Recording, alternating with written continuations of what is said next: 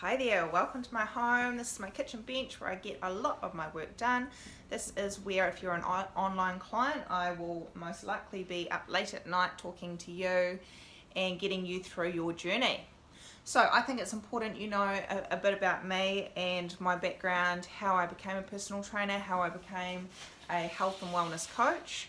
I've got 20 minutes before I go and pick up my son, so I want to quickly shoot it now, and I've shot the last part of the video a couple of days ago. You may hear my new little puppy in the background being a bit annoying, but I'm sure that won't bother you. So basically, when I first left school, I was always taught to get a safe job that paid well. So I decided to become a chartered accountant. I got a job at a firm right in town in Christchurch, New Zealand, and I started, I think it was part-time to start with. So this was back when I was 18, I'm 30 now, and I studied at the same time. So I did that for a year. I really got in quite a bad trap while I was there. I would eat crap at lunchtime. I would hold out for the weekend where I just binge drank like crazy. Of course I was young and I was still learning about all of that stuff as well, but I felt that every day was Groundhog Day. Friday was just the most exciting day of the week because it was the weekend the next day and I got 2 days. Sunday night was very depressing. So I thought, hey, is this what adult life is like? Oh my goodness, this is horrible. Do you just live out your days in a job you hate and you hold out to get on essentially highs, alcohol, to make you feel better? So I thought, God, there must be another way. I'd always had a slight interest in health and fitness, but I never really participated in it at school really at all. So I thought, hey, I'm going to take a year out, which was, the people around me, the people closest to me thought I was just an idiot. But I said, hey, look, I need a year off. I'm not feeling like I'm in a good place. I was feeling really down. So I decided to do a personal training course. This was amazing. I met so many great people and I thought, wow, do people actually create a career out of this? So, got a job at Les Mills. So I worked there for 4 or 5 years. I met my now husband there and we got pregnant with our first baby. I thought, hey, I could go back to Les Mills, but it was a hard building process. So personal training, people always say to me, oh my God, it's such a cool job.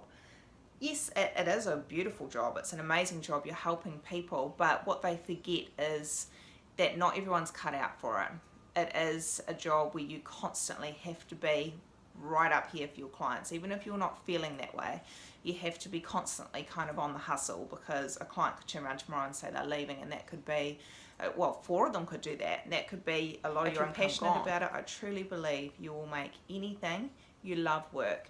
So that's what I did for the first probably year. I was just giving out lots of free sessions, living off 2-minute noodles, barely paying my rent, but that was okay because I was really happy.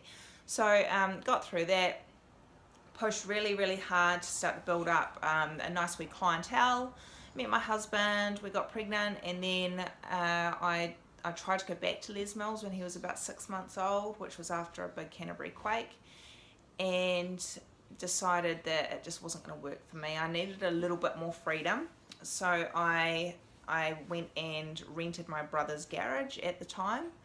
So he was renting a house that my mother and stepdad owned, and I rented the garage off them. So I did that. I started with 2 or 3 clients, and actually before I even rented that garage, I started at the park, and often I'd have my little 6-month-old baby on my hip. So he sort of got into the funk pretty quick, and he knew what we were all about. So eventually, as it got colder and I couldn't be outside, I brought this small number of clients that I had into this garage. I spent $3,000 getting the most basic equipment you could ever think of. I paid that back as quickly as possible. My partner at the time, my now husband, he was an apprentice builder, so we were making very little money. We were living out in Rangiora with my mother, and yeah, we were bringing in hardly anything, so we were very poor. And often I thought, my God, I think I'm spending more on petrol coming in and out for my very small number of clients than I am actually earning. But again, the passion was there and the belief was there that I could do it and I could actually make a really good living out of something I love.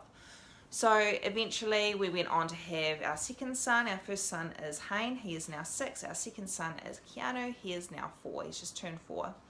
And my husband, who really hated his job, it wasn't for him, building wasn't for him, it was kind of, again, another thing that was installed in him when he was younger. Get a good trade, like many men in New Zealand are told this. Get a good trade, and work hard. So we eventually talked about him coming into my business, which was called Leonee Personal Training at the time. He went and studied at night school to become a personal trainer. He did that over a year, and by the time I was due to have my son, I was starting to hand my clientele over to him. I remember being heavily pregnant with my little baby, who would have been 2.5. Hayne would have been about 2.5 at the time, and thinking, my God, I'm exhausted. This has been the hardest pregnancy ever, because I had actually built up a really nice clientele in my brother's garage. We, before having my son Keanu, we actually bought that house that he was in. So it worked beautifully, because I could still be a mum as much as possible to my son. And we had our gym out the back. We had Keanu. Ra took over all of my clientele, and it was the most beautiful transition. We're very similar to trainers, and we really complement each other. So that was great. We had done the garage up since then, and it now is a fully functional little gym. It's got beautiful equipment, it's got its own bathroom, it's got 2 wee rooms in there, and we have small team training, so we get up to about 10 people in those, sometimes more, sometimes less, and we run 12 now, actually 12 of those per week, and then we do lots of personal training as well. Along my journey, since I was 18 to 30 now, I have done 4 life coaching certificates. I've done sports nutrition, diploma in sports nutrition, diploma in holistic nutrition. I've specialized in certain areas of nutrition as well. I have got a NLP practitioner certificate. I've gone back and studied a lot about what more I need. I feel personal trainers are released into the world and they actually don't know a lot.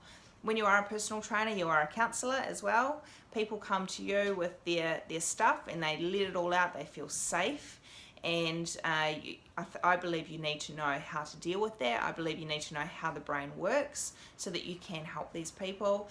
And of course, it goes without saying, you need to know the basics of nutrition at least, so that you can teach them and make the world a better place. So I've studied nutrition quite extensively. And I think that's a wonderful service that we can offer as well. So basically, Revitup is built on 3 pillars. Exercise to empower you. We work on high intensity personal training, is what our group trainings are about. Our one-on-ones are about whatever's specific to you. So it could be that you need conditioning from an injury, whatever it is that is personal to you. But basically, we really push people to work at high intensity training with weight training, so that we're building muscle and we're burning fat. It's proven the absolute best way. So we want them coming in here feeling amazing after their workout. It might be hard to get here, but after their workout, they walk away, they feel empowered, they feel incredible. With our nutrition, we make that simple and easy to follow, because in this day and age, we are all busy people.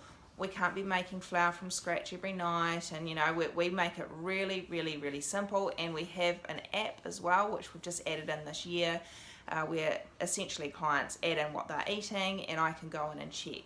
So we're not so much giving them a huge overhaul in their diet straight away. We slowly start to change things, unless they want that huge overhaul. Again, we're very specific, since we're not a gym, we're a private facility.